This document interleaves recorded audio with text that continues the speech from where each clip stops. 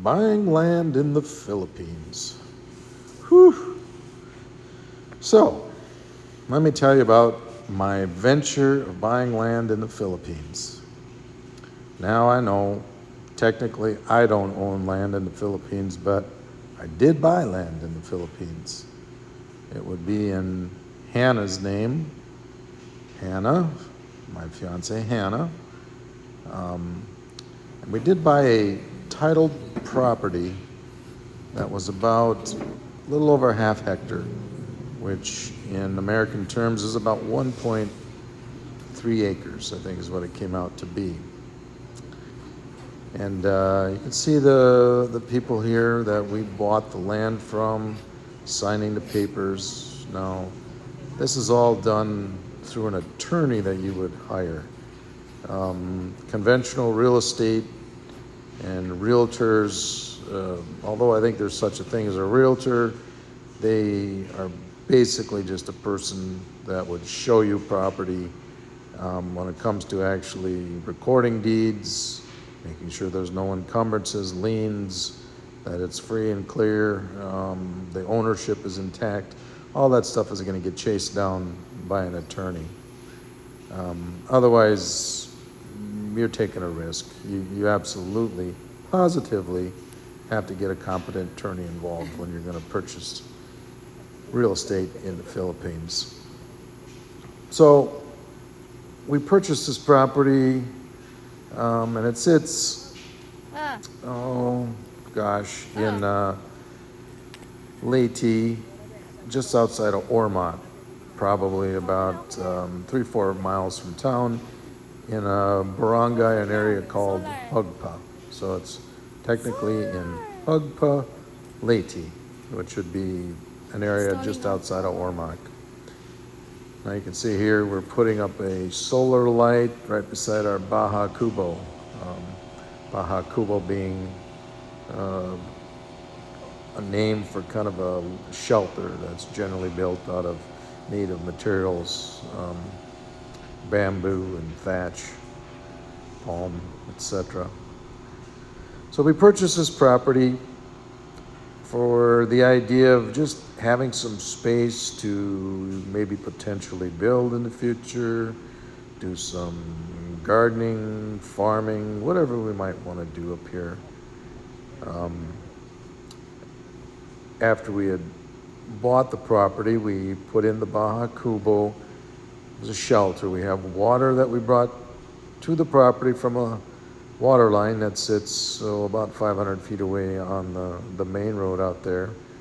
And we've been working on a fence. We have a fence around it now to kind of keep the neighbors' cattle and goats, and it's hard to keep the chickens and dogs out, but they don't do the damage that the cows and the goats, and as Hannah would say, the baby cow still wants to challenge the fence a little bit. But so we have a fence around the property.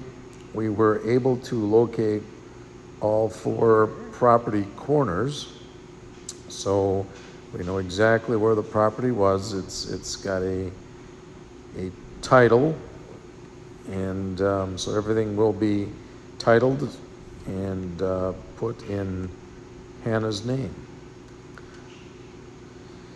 We have also done a fair amount of work cleaning, clearing, preparing the land. They bought what we would call a weed whipper, but it's one actually with a metal blade on the bottom of it, so it's not a string trimmer. It's actually got a big metal blade on the bottom for kind of cleaning and clearing. And all this brush and heavy brush that you've seen has been cleaned and cleared off at least once now. Things in the Philippines grow fairly fast, at least during the rainy season. Currently it's dry over there, but when it's raining, the growth will come back at you pretty darn fast. Now the property itself sits fairly high up in elevation. I would have to guess that we're probably 1,000 feet, give or take, off of the ocean, which The ocean is due south, right straight over those trees. Probably about 3 miles, 4 miles, something like that. But if you get up, you can kind of see Ormoc Bay from there. So it has a lovely view off to the south, and quite honestly, it's a very nice property. We had paid about $350,000 for the property.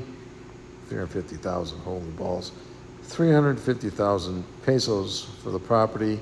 I probably had another, 50,000 pesos in various fees and prepaying taxes, recording fees, this fee, that fee, every fee.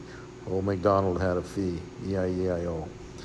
But, and attorneys, that too. But, so all in all, we're talking about 7,500, 8 grand, something like that, to buy what would be 1.3 acres of land.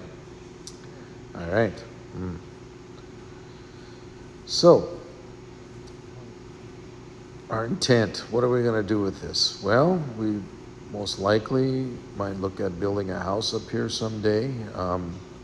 We're doing some improvements to it. We want to get it, we've got it fenced off. We've got numerous trees planted, from mangoes and rambutan and lanzones and cacao and avocado and boko and banana.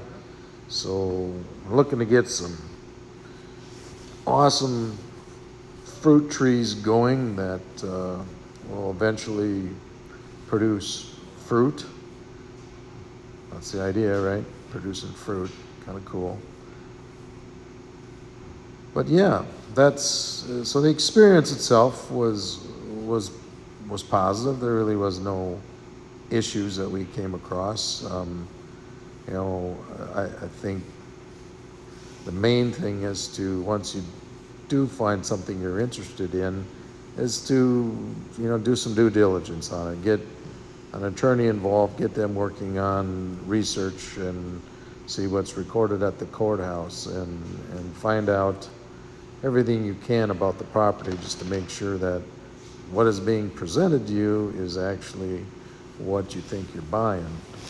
And ownership is always a little bit of a guess in the Philippines, because homes and land are occupied by family members, and the ownership may be a generation or 2 or 3 above them that was just never transferred. So a lot of times that can get extremely cumbersome to try to figure out who needs to sign off on something to get something sold, because those people are long dead and the heirs are many families, and it just gets to the point of an impossibility to make some of that happen. So a clear title of ownership is, I guess, fairly important, as I understand it.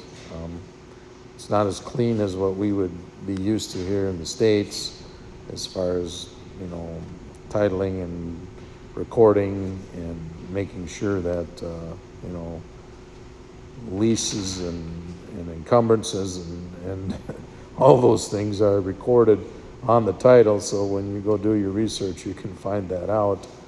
One of the ways a lot of foreigners would get, occupation of land for any duration is to sign a long-term lease, a 25, 30-year lease that, would pretty much take them past their lifespan, and for all practical purposes, they feel like they own it because they'll probably be dead before that lease expires. Well, if that lease is in effect and somebody who actually owns the land sells it, well, there's already an existing lease in it. So this type of stuff needs to be,